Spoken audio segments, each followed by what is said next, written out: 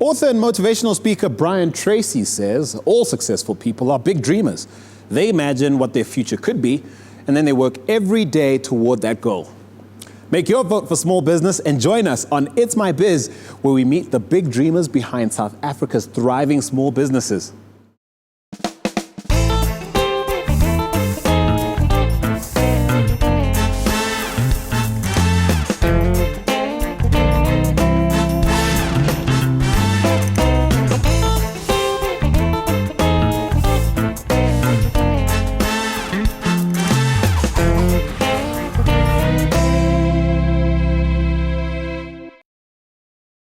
Tonight on It's My Biz, we feature our first dental practice. And to help him drive his business success are three phenomenal thought leaders.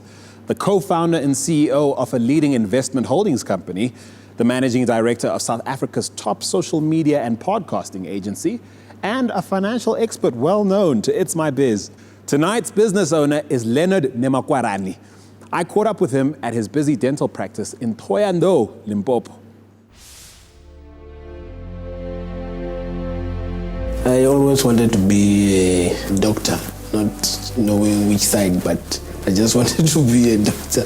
My father was a business person working for himself. He never worked for anyone. Then I just wanted to follow him. I like treating people who are not happy because they are in pain. And now when they leave, they are fine. It gives me pleasure.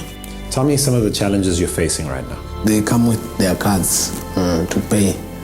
And then medically, sometimes they don't pay. It makes it difficult for the cash flow. Because sometimes you send a claim and then they don't pay and you have to follow it up. It takes a lot of time. You can find the claim, it ends up being paid after a month or 2 months. Then that's the problem. Because you have to pay your workers every month. Because here we don't work on appointments. People just come and then we treat them. That's some of the problem, because you can end up having a difficult patient in the morning and then you end up taking time to treat that patient. You have to know how to manage your own stuff, managing people, managing all that. You have to know also to do the clinical work yourself, and managing the business side of it is difficult. What are you hoping to learn from our thought leaders? So to learn how to budget and how to manage cash flow, and also the marketing side of it. What method can we use to market our business? Especially management skills, that's what I need.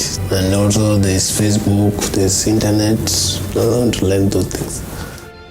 Here he is, tonight's small business trailblazer, Leonard Nemakwarani. Where would we be without the great minds behind our great businesses? Let's introduce you to tonight's thought leaders. Hi, I'm Craig Rodney. I'm the Managing Director of Cerebra Communication. We're a comms agency that help a large number of South African brands manage the social media and online communication space. My name is Ndawantsele. I'm the Group CEO of Pamuti Investment. I started Pamuti in 1979, so I've been running this company for 34 years. And among other things, I've brought international companies in the country, like Nike. I brought it in Southern Africa, grew it from 0 to number 1. And Sodexo Alliance, a French company, also brought it into the country, also grew it and compete in the hospitality industry. Hi, my name is Thane Niemand. I've been in the financial services industry for nearly 30 years. I deal with small businesses as a priority, also provide financial services. I'm the owner of Financial Management Corporation and a director of Galileo Capital. In a moment, Leonard will present his business case to the thought leaders and answer their questions. Now that's coming up after the break. Improve the cash flow of your business through Nedbank by getting up to 80% of your debtors book as cash. Improve the cash flow of your business through Nedbank by getting up to 80% of your debtors book as cash. I'm Leonard Nemakwarani, owner of Nemakwarani Dental Surgery. My problem is to manage my cash flow and budgeting and to do marketing to increase more patient on my practice. Welcome, Leonard. Thank you. Now, I think there's about 6 areas that you can have a look at.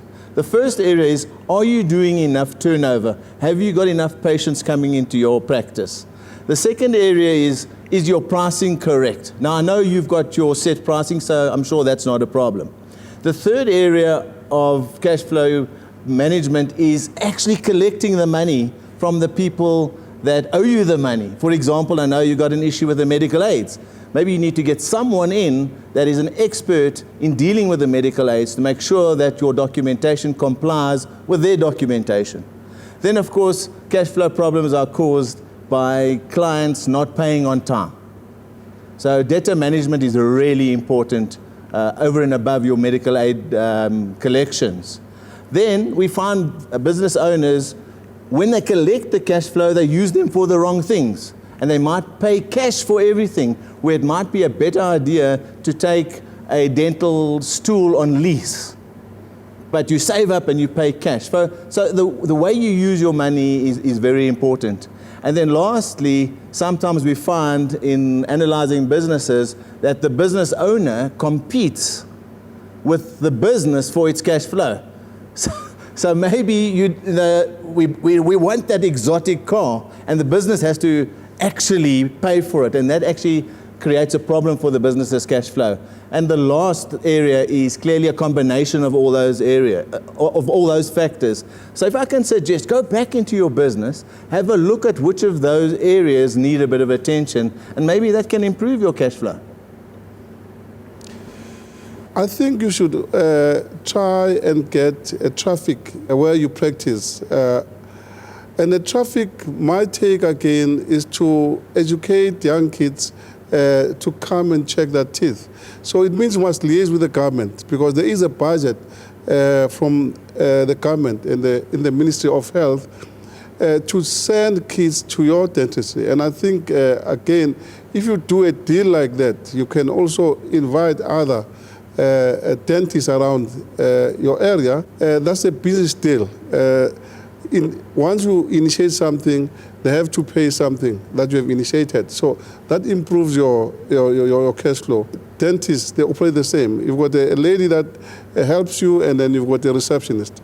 And you guys, the products that you should sell, I mean, your Listerine and all that, a business must be enterprising within the surgery, because a person that gets into surgery is like a person that's going to the plane. He has money. So once you treat him, because you are selling time, you cannot do anything. You've got to help us, and that time is tied to a patient. But outside the patient, I'm thinking, I mean, there are a lot of products that you can sell, and that will improve your cash flows. You said to us that you were actually doing some of the administration yourself. You were doing some of the financial management yourself. Now, to me, that's a concern.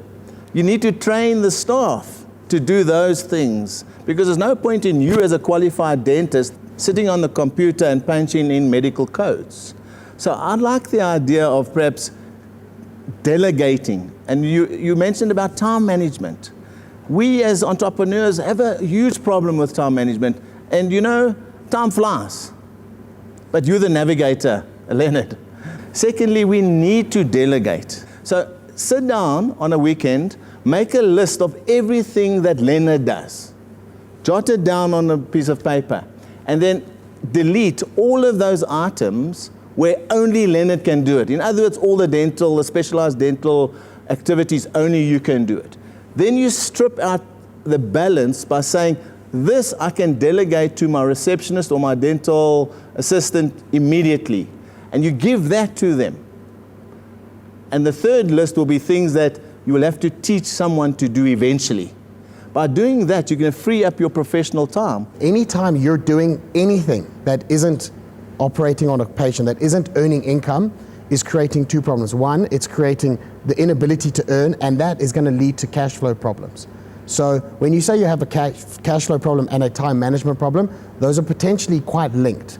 Time management problem because you're doing things that aren't income earning, and if you're doing the income earning, you're going to be making more money. And the time management problem is, again, you're focusing on the wrong things. Tasks that you can delegate through training, you can delegate to other people within your business. Leonard, you mentioned something about, in relation to cash flow, about having to deal with medical aids. I can almost guarantee you there are specialists out there who will be able to guide you on the most efficient way of getting your money out of the medical aids. But a lot of the time you need to concede and maybe say, well, if that's an immovable object, I will have to wait my 2 months, and you can fight all you want, you're not going to get better. Then you have to start making business decisions around the fact that that money only comes in at that time. A lot of the time it's easier to change yourself and your own business practices and look at ways of negotiating payment terms with your suppliers and say to them, listen, these are my payment terms coming into the business. You have to have payment terms going out of the business. And it also helps you realize if those guys want your business, they'll offer you payment terms. As a business, you have peak times and you have low times. So there's certain times in the week where no one walks in the door because you don't run appointments, you run your business as people walk in the door. One of the tricks you can look at implementing is by having different rates for different times. So if you analyze the times within your business when you're most busy and when you're least busy, you'll know your peaks and your troughs, and they'll be consistent. They'll repeat week to week. It'll be the same times. You need to have a sliding scale in your pricing. What that does is it enables you to bring more people in. If people are price sensitive in your area, they're going to be able to come in and fill up those empty times. And if people aren't price sensitive, they don't mind. They'll come when it suits them, which is in the peak times. But you have a non-repeatable asset in the sense that you sell time. As much as you're a dentist, you sell time. Time that a customer is in that chair or that a patient is in the chair. Once that time has passed, you never get it back. If an hour goes past and a person's not sitting in that chair, you've lost money, and worse, you can never make that money again. So what you need to do is you need to make sure that you have someone in that chair 100% of the time. If it means opening early, if it means opening late, it doesn't matter. But you need to look at the dynamics within your business and within the environment around you that allow you to convince people to come in at all hours and have people in that chair at all times. That is the only way you're going to be able to maximize your revenue within your business is to have that chair full. And then put another chair in and fill that one.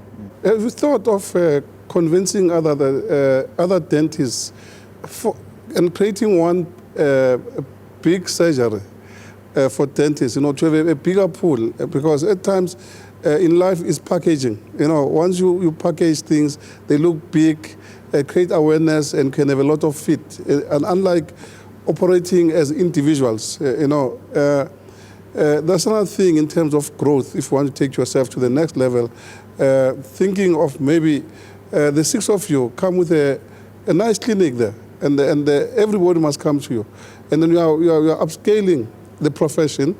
And as I said before, this profession is really relevant in terms of health.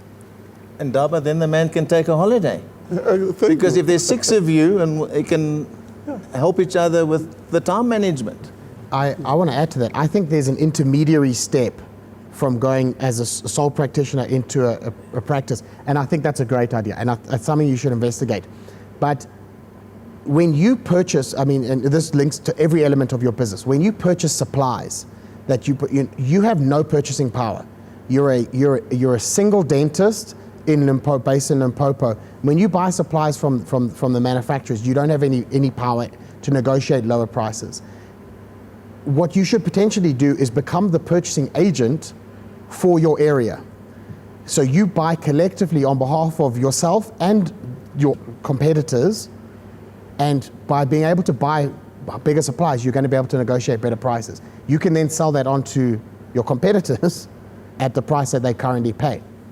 You're going to be making money there anyway. But that's the type of things that you need to look at, that when you join forces and you become a bigger entity, you have a lot more power when it comes to purchasing, when it comes to negotiating with medical aids, when it comes to pretty much everything that you do in business, size matters. About setting up a website for my practice and going about the social media that everyone is talking about. How do we deal with that?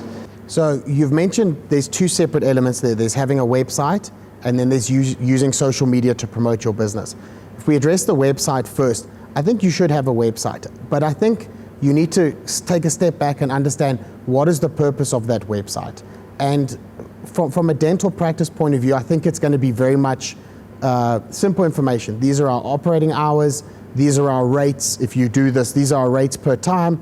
These are our contact details. the introduction. This is who the doctor is, and you can do an introduction to yourself. But you can still on a website potentially say this is why you should come to our practice. Okay, so I think you should have a website. When we talk about the social media stuff, I'm a social media person, and I'm going to tell you, I don't think you need to worry about social media right now.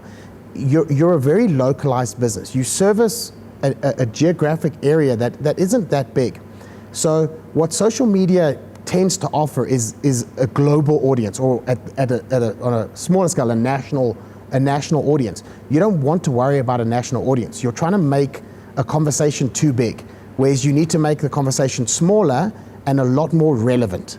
And I wouldn't worry about Facebook. I wouldn't worry about Twitter so much right now, because it's a distraction for your business. I wouldn't worry about it. I would look within your local environment, look at the marketing opportunities that are available to you there via your local newspapers, local radio, or street pole advertising, do leaflets or pamphlet drops, etc., etc.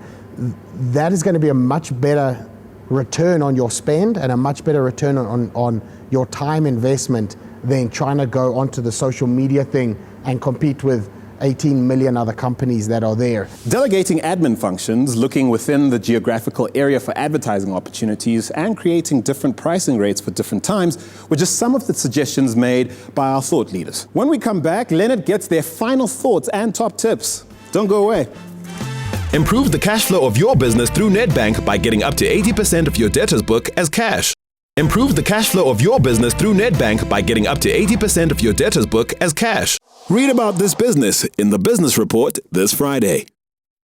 Thane suggested you create a list of what admin functions you can delegate immediately and what you can train others to do in time. Craig said you should focus on advertising opportunities inside your geographical area rather than using social media. And Ubabundaba suggested liaising with government health departments to create a youth education campaign around dental health. So what do you make of this? It was a great advice. I have a lot to think about. Well, Leonard, it's time now for those top tips from our thought leaders. Leonard, what I want to say to you, you go out there and be confident. Confidence is also something that makes businesses or profession not to go well if you don't have enough confidence. Another thing that I think you should consider doing seriously is to have a financial advisor, financial person that is going to draw your business plan, your cash flows. We've said certain things that must be